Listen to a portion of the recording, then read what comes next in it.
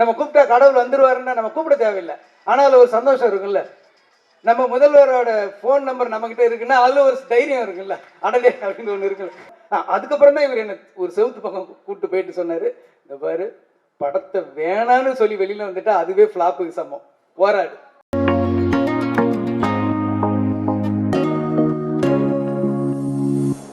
அனைவருக்கும் வணக்கம். இந்த படத்தில் வந்து ஸ்பெஷலான விஷயம் நிறைய இருக்குது. ரொம்ப ரொம்ப ஸ்பெஷலான விஷயம் வந்து நான் பிறந்த ஊரில் நடந்த நிஜ கதை.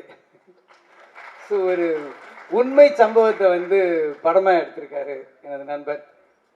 வந்து விஜய் ஆண்டனி சாருக்கு வந்து வாழ்த்துக்களும் நன்றியும் சொல்லணும் சார். இந்த மாதிரி ஒரு கதையை, ரொம்ப கஷ்டமான கதை, எப்படி இருந்தாலும் இதை வந்து ஒரு ஸ்க்ரீன் ப்ளே பண்ணி எப்படி ஜனங்க பார்க்குற அளவுக்கு பண்ணாரு, எனக்கே ஆச்சரியமாக இருந்தது.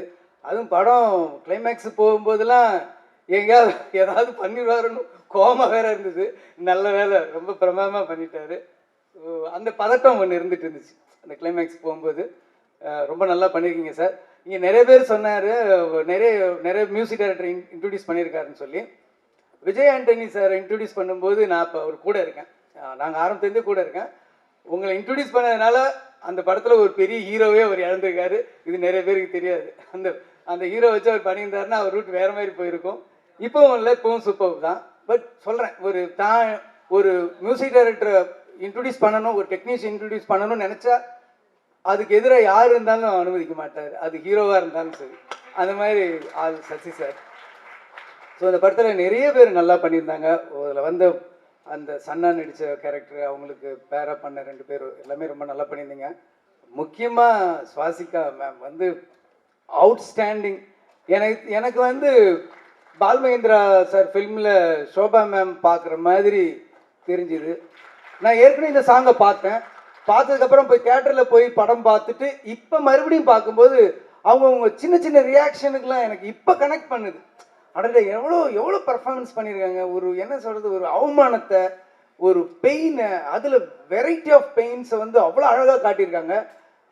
எனக்கு தெரிஞ்சு இந்த வருஷம் வந்து ராதிகா மேம்க்கும் உங்களுக்கு தான் காம்படிஷன் இருக்கும்.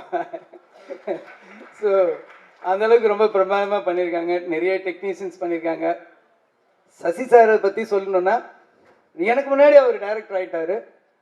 நாங்கள் வந்து எடிட்டிங் அசிஸ்டண்டில் நான் துரை, லிங்குசாமி, நாங்கள்லாம் அப்போவே ஃப்ரெண்டு. எனக்கு முன்னாடி இவர் டைரக்டர் ஆகிட்டார், எனக்கு சீனியரு.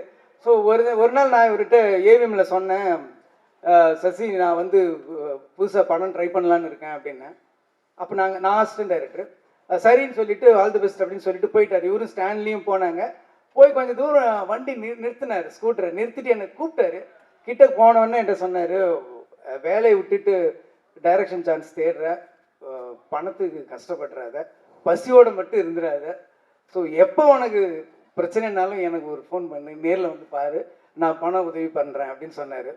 ஸோ எனக்கு வந்து அந்த டைமில் ஒரு சந்தோஷம் இருக்கும் தெரியுமா. நமக்கு வந்து நம்ம ஹெல்ப் பண்ணுறோமோ இல்லையோ, ஹெல்ப் கேட்குற மாதிரி ஒரு சுச்சுவேஷன் வருதோ இல்லையோ, ஆனால் ஒருத்தர் நமக்கு பட்னியாக விட்டுற மாட்டார், பசியோட விட்டுற மாட்டாருன்னு ஒரு ஆள் இருக்காருன்னு போது ஒரு தைரியம் வரும் பார்த்தீங்களா. நம்ம கூப்பிட்டா கடவுள் வந்துருவாருன்னா நம்ம கூப்பிட தேவையில்லை, ஆனால் ஒரு சந்தோஷம் இருக்குல்ல. நம்ம முதல்வரோட ஃபோன் நம்பர் நம்மகிட்ட இருக்குன்னா அதில் ஒரு தைரியம் இருக்குல்ல, அடலே அப்படின்னு ஒன்று இருக்குல்ல, நம்ம கூப்பிட்றோமோ இல்லையோ. அந்த மாதிரி ஒரு சந்தோஷம் எனக்கு அந்த ஸ்ட்ரகிளிங் பீரியடில் எனக்கு கிடச்சிது. அதே மாதிரி இன்னொரு இன்சிடெண்ட்டு, என்னோடய ஃபஸ்ட்டு படம் தீனா ஸ்டார்ட் பண்ணப்போ எனக்கு கொஞ்சம் ஃபஸ்ட்டு படம்ன்ற மாதிரி சில குழப்பங்கள் இருந்தது, கரெக்டாக வருமான்ற பயம் இருந்தது. அந்த பயத்தில் வந்து 2 நாள் ஷூட் பண்ணிவிட்டு இந்த படத்தை விட்டுறலான்னு நான் முடிவு பண்ணியிருந்தேன். அதில் மனசில் ஒரே குழப்பத்தில் இருந்தப்போ ஒரு ரிசப்ஷனில் என்னோட லக்கு நான் சசியை பார்த்தேன். ஆல் தி பெஸ்ட், தேங்க்யூ, நீங்கள் சூப்பராக டைரக்ட், கங்க்ராட்ஸ் அப்படின்னு என்ன சொன்னார். நான் தனியாக கூப்பிட்டு போயிட்டு, இல்லைங்க படம் நடக்காது அப்படின்னு. என்னன்னா சின்ன எனக்கு இது மாதிரி சில இதெல்லாம் விஷயங்கள் எனக்கு கம்ஃபர்ட்டாக இல்லை, எனக்கு என்ன பண்ணுறதுன்னு தெரியலன்னா அதுக்கப்புறம் தான் இவர் என்னை ஒரு செவுத்து பக்கம் கூப்பிட்டு போயிட்டு சொன்னார், இந்த பாரு படத்தை வேணான்னு சொல்லி வெளியில் வந்துட்டா அதுவே ஃப்ளாப்புக்கு சமம், போராடு. எல்லா சீனும் நம்ம நினச்சிட்டு இருப்போம் 100% வரலைன்னாலும் ஒரு 80-70 வந்துட்டாவே அது ஆடியன்ஸுக்கு 100% இருக்கும்னு சொல்லி அவர் நம்பிக்கை கொடுத்தோன்னே மறுநாள்லேருந்து அந்த படத்தை பண்ணணும்னு நான் முடிவு பண்ணதுக்கு முக்கியமான காரணம் என் நண்பன் சசி தான்.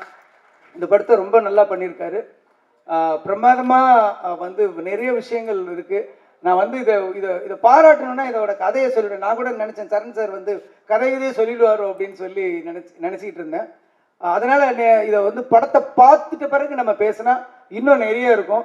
நிறைய புரட்சியான விஷயங்கள் இருக்குது. இந்த சமூக நீதி பேசிகிட்டு இருக்க நிறைய அழகான கருத்துக்கள் சொல்கிற ரஞ்சித் சார், வெற்றிமாறன் சாருங்கள் படங்கள்லாம் கூட என்னன்னா நம்ம நிறைய ஜாதியில் சம்மந்தப்பட்டு இருக்கு, மதங்கள், ரிலீஜியஸ் நிறைய சம்மந்தப்பட்ட ஏற்றத்தாழ்வுகளை நம்ம சொன்னாலுமே கூட, ஆனால் நம்ம வீட்டிலேயே வந்து ஆண் பெண்ணுக்குள்ளே ஒரு வித்தியாசம் இருக்கும் அப்படின்னு சொல்லி நம்ம கண் கூட பார்க்கலாம். நாங்களாம் வந்து நான் சின்ன வயசில் இருக்கும்போது காலையில் எனக்கு வடித்த புது சாப்பாடை கொடுப்பாங்க. ஆனால் எங்கள் அக்காங்கள்லாம் வந்து நாள் வச்ச சாப்பாடு தான் சாப்பிடுவாங்க. மதியானம் வந்து காலையில் மிச்சமானதை சாப்பிடுவாங்க, நைட்டு வந்து மதியானம் மிச்சமானதை சாப்பிடுவாங்க, மறுநாள் காலையில் நாள் நைட்டு. ஸோ மிச்சமானது மட்டுமே சாப்பிடுவாங்க. ஆனால் ஒரே கூட பிறந்தவங்க தான். ஆனால் ஆண் பெண் வித்தியாசத்தை வந்து சாதாரணமாக ஏற்றுக்கிட்டு இருந்தாங்க.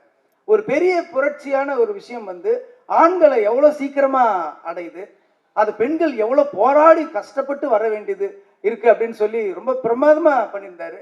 அதில் ஒரு எக்ஸ்ப்ளனேஷன் பண்ணுவாங்க அவங்க வந்து, எனக்கு வந்து சின்ன வயசுலேருந்து மருதாணி ரொம்ப வச்சுக்கிறதுக்கு பிடிக்கும், பூ வச்சுக்கிறது பிடிக்கும், பொட்டு வச்சுக்கிறது பிடிக்கும், எனக்குன்னு ஒரு துணை வேணும் அப்படின்னு அவங்க எக்ஸ்பிளைன் பண்ணிட்டு இருக்கும்போது அவருக்கு எதிரில் இருக்கிற கேரக்டர் ஒரு சிரிப்பார். சிரித்த உடனே தான் அந்த ட்ரைலரில் பார்த்த அந்த ஷார்ட் வரும். என்னங்க திடீர்னு என்னை பார்க்கறதுக்கு கேவலமாக தெரியுறீங்களா அப்படின்னோடனே, இல்லை என்னெல்லாம் யாராவது கேட்டால் ஒரு ஆம்பளை வந்து நீ மறுமணம் பண்ணிக்க போறியா அப்படின்னு கேட்டால் ஆமான்னு ஒரே வார்த்தை சொல்லிடுவோம். ஆனால் நீங்கள் அதுக்கு எவ்வளோ பேச வேண்டியது இருக்குது பாருங்க அப்படின்ற ஒரு அற்புதமான விஷயம் சொல்லும்போது ஒரு நிமிஷம் அப்படி தூக்கி வாரி போட்டுருச்சு. ஸோ அந்த மாதிரி சின்ன சின்ன சின்ன சின்ன விஷயங்கள்லாம் ரொம்ப ரொம்ப அழகாக சொல்லியிருக்காரு. எப்பயுமே சசி சாரோட படத்துக்கும் சரி, அவரோட டைலாக்ஸுக்கும் சரி நான் மிகப்பெரிய ஃபேன். ஸோ இந்த படமும் கண்டிப்பாக போய் பாருங்கள். எனக்கு மனசுக்கு ரொம்ப நெருக்கமான படம், உங்களுக்கும் பிடிக்கும் நான் நம்புகிறேன். நன்றி, வணக்கம்.